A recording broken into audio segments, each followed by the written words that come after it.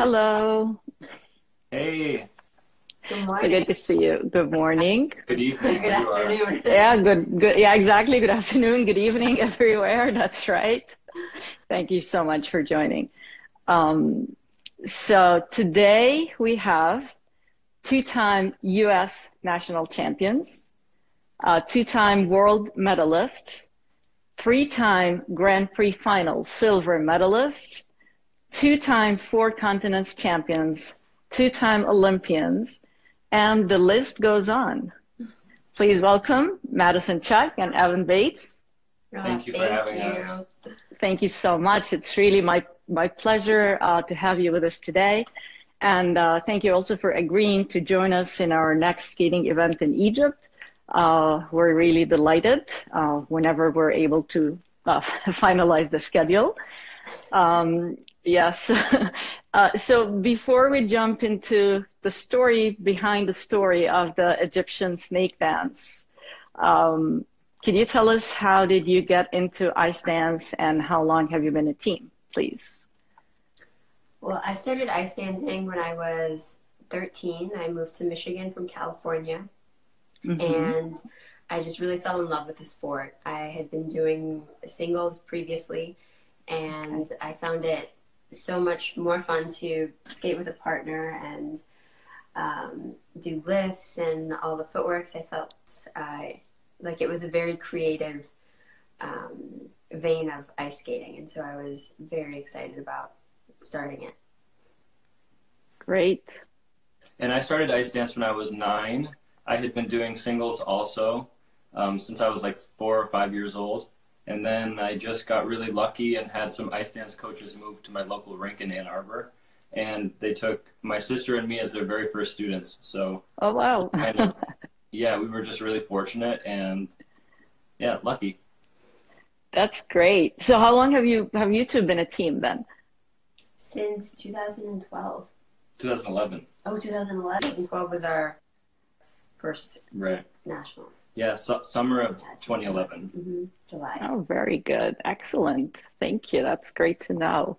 Um, so your free dance this year, the Egyptian snake dance, it's been amazing. It's been so incredibly well received, and it is really unforgettable.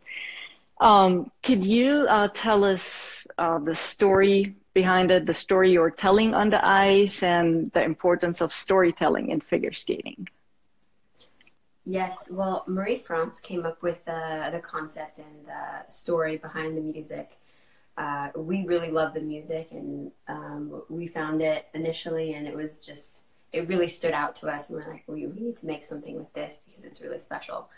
And she came up with the idea that I would be a snake, and he finds me as a traveler and come opens my box, and that's the image that we had that he finds me, and he doesn't know whether I'm a real or just a mirage because he's been traveling in the desert, and Uh-huh.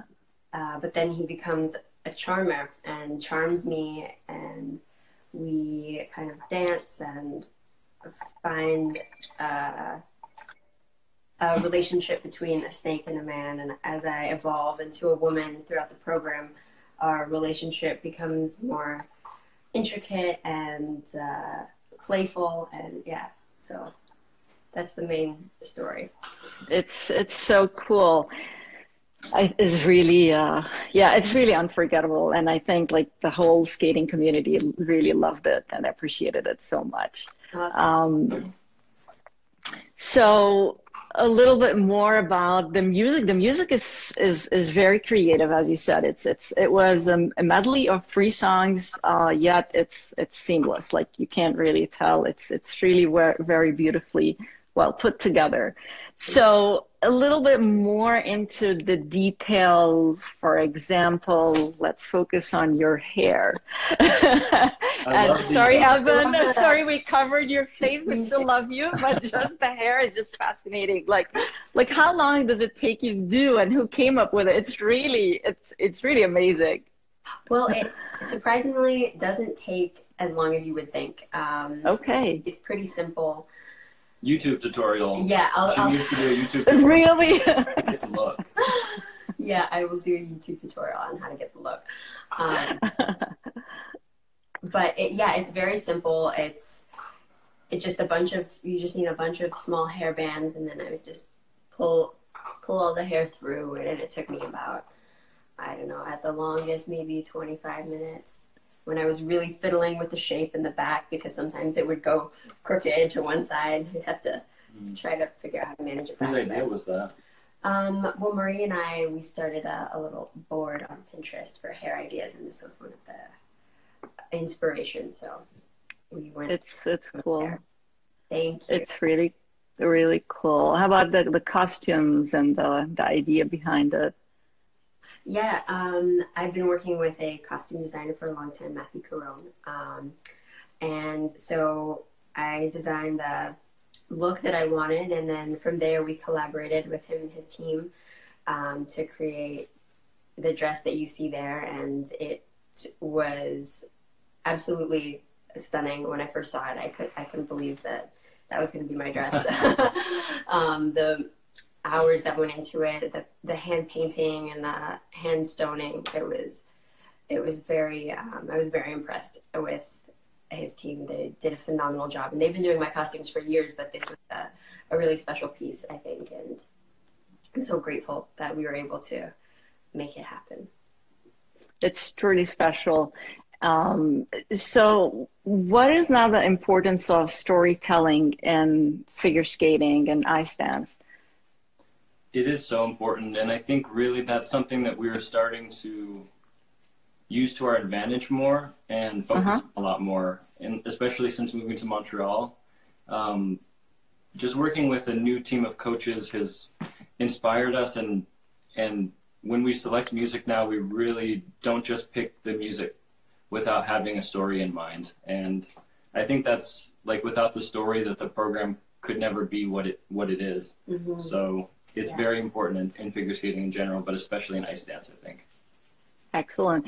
And so how do you find the balance between like the technical aspects and the artistic component and the storytelling part, I guess? I think some teams maybe would just naturally have a strength, and in the past, I think for us, we can only speak for ourselves, but we were maybe more strong technically, or seen that way as having interesting lifts or fun elements.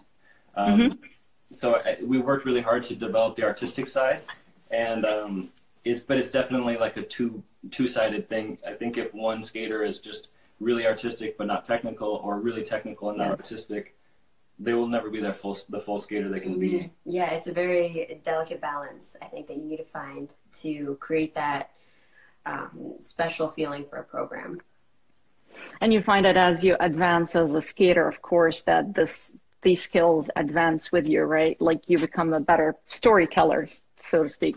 Yeah, absolutely. The more we do it, the more experience we have, and then the next time around, it's a little bit easier to dive into a new story and see what works. We even work like specifically with a storytelling expert whose background is in Broadway, and it's a really specific thing a skill that we've been honing.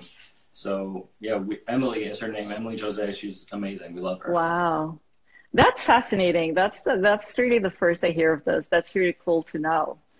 That's a nice fun fact. Yeah, so lucky. Even in Michigan, we worked with acting coaches, so it's something that I think at first made me a little bit outside of my comfort zone, maybe a little uncomfortable. I wasn't expecting to, do some of the exercises and things that we might do in an acting class that can get you just outside of your comfort zone.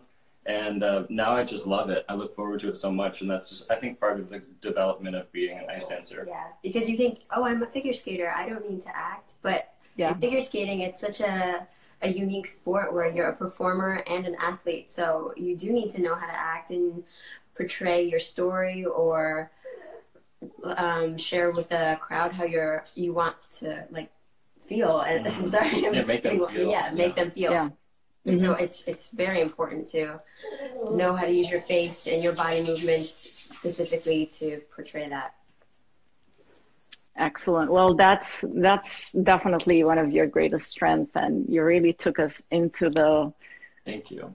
really into that performance when you were doing it. It was amazing, and everything you have done. I mean, I'm just focusing on that one just because it's really very dear to me. Thank you. Yeah, looking forward to Yeah. skating it in Egypt.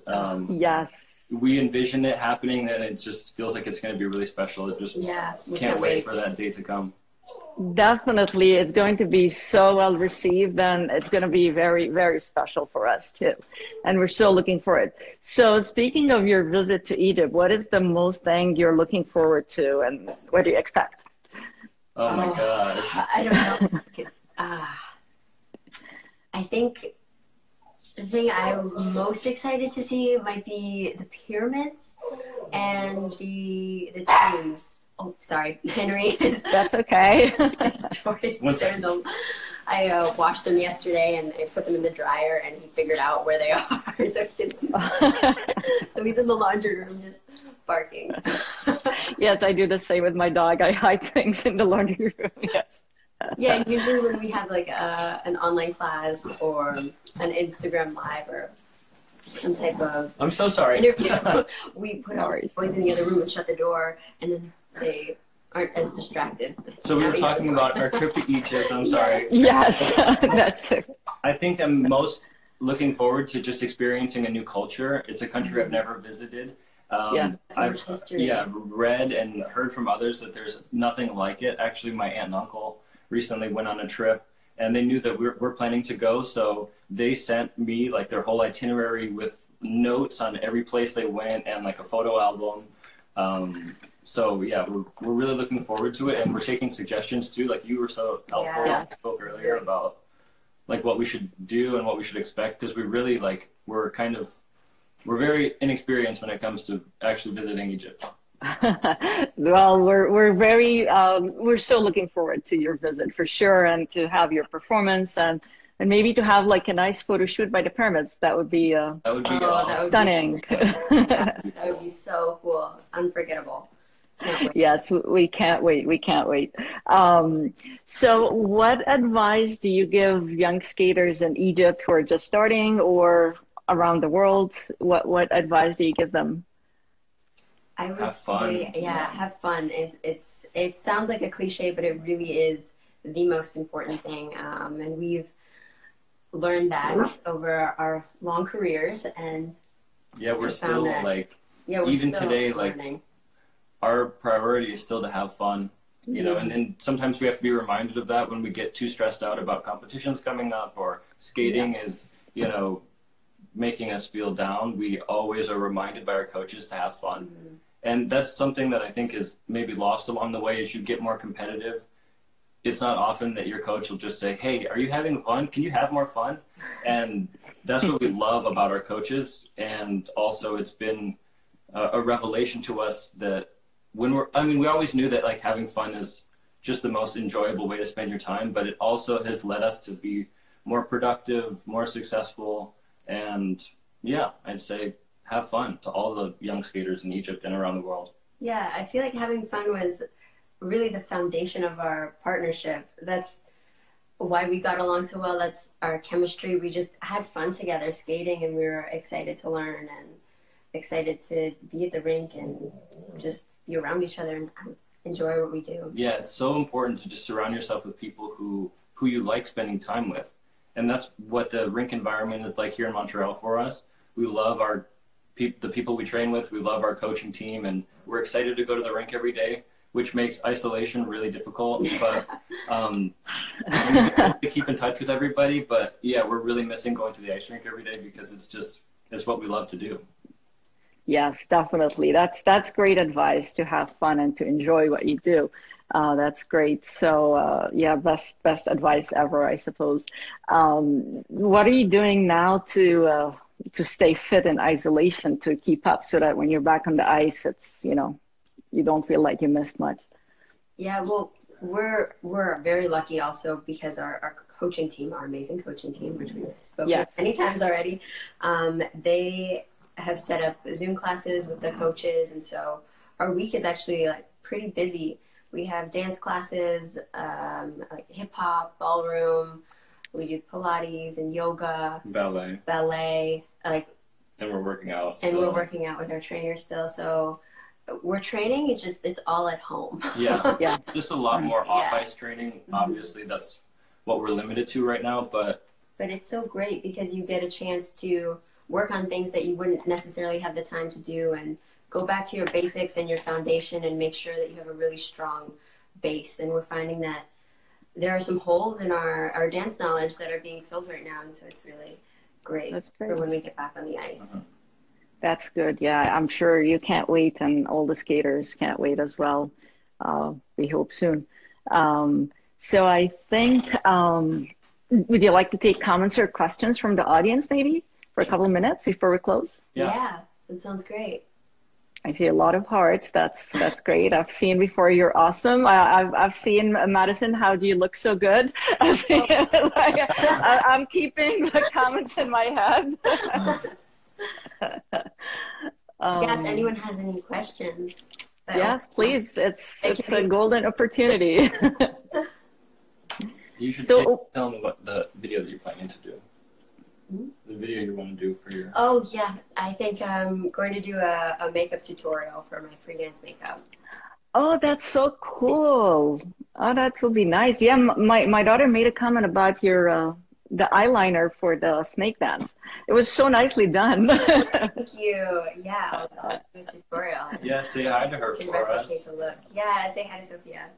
Thank you. Thank you. You're so kind. How is she handling the isolation? Yeah, it's okay. I mean, she's also doing as much off ice as it can be. So, can't wait, of course, to go back to the ice.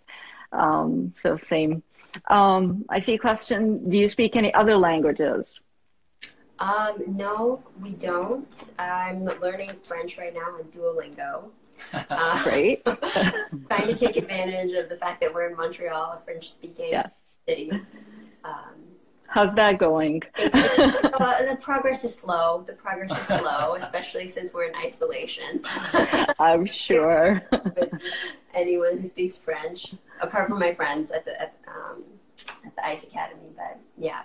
Yes. So what is the main language of the Ice Academy, given that it's like everybody from around the world, right? It's English, right? English and French. No, there's a lot of French. There's a lot of French, but it's okay. It's half and half English and French. Yeah, okay. But then you have all other countries. You might hear Chinese or Japanese or Spanish. Yeah, Spanish. So a previous question was, how did you guys meet? We met through skating. Okay.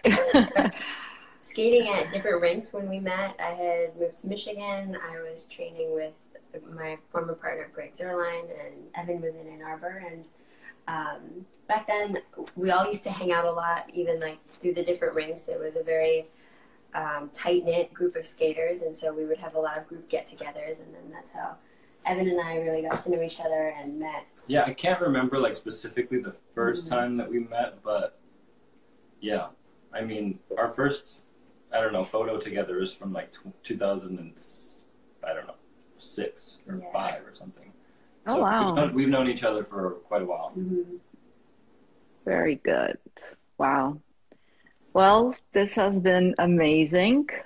We really enjoyed having you.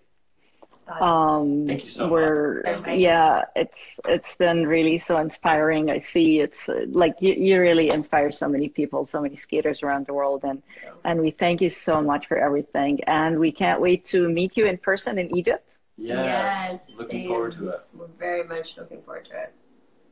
One more question. What other sports do you do? Is there any? At the moment, we don't really. Yeah. At the moment, it's skating. You have plenty. Yeah, it takes up all your time, I guess. Yeah, I used to play a lot of sports, like growing up. Really good at golf. I mean, I played a lot of sports growing up, but when I was like 13 or 14, it really became clear that figure skating was the path forward. So all the other sports kind of fell away. But Maddie's a really good artist, and she uses a lot of her free time to do artwork and sketching and painting, and so we try to keep some hobbies other than just skating. We're not just like skating robots. So I think and that's really important too. Like I think if anything, this quarantine has given us more time to, you know, develop skills that we don't have time to develop when we're skating. Like we've been cooking, she's been doing art, I've been playing guitar more. So yeah. Great. Yeah, you can learn so much from your hobbies and things that you're also passionate about, and it can be a really harmonious relationship when you bring it all together, like when you're inspired by art or you learn something from another sport that you can apply to skating. Yeah, and you just develop or the work ethic versa, or the way you're going to approach your work. Yeah, that translates to everything. Great. Someone asked, would you repeat one of your programs in competition again? I don't know. It depends on when the new season picks up. Yes, true. We'll have to wait and see how long it is and what happens and when we can get back on the ice. There's a lot to factor into that decision. So what is your favorite pattern? Oh. Pattern dance, yeah. You know, last year we did the Argentine tango, right? Was that right? No, the Tango Romantica. Tango Romantica. And I really liked it, although it's very hard. Yeah. It is hard, yeah. Very hard. And it took us all year, and I was still, like, not 100% in love with it. And then I stopped doing it, and I was like, that was really fun. Yeah. It's a very cool dance. Very cool dance. I Very like good. the Midnight Blues. Yeah. And the That's Yankee fun. Polka. Yeah. That's fun. How do you adjust when you travel so much to competition? Like you go to Korea and then the next thing you're in France and you're like traveling within a few days. How does your body handle it? I would say lots of water. Hydration is really important when you're traveling, and it helps you adjust to the time zone if you're well hydrated. Your body is more in tune and in sync with what you want it to do. And I would say also a sleep mask helps a lot, so you can have like a. She's amazing at sleeping. But she also puts more effort into it. Like she brings her own pillowcase and her eye mask and stuff, which is probably something that more of us should do. Yeah. Well, that's great. Well, we wish you more success, and we can't wait to see you. And thank you for everything, and best of luck with all your next steps. Thank you. It's been a pleasure. Thank you. Thank Likewise. you so much. Bye-bye. Bye. Bye.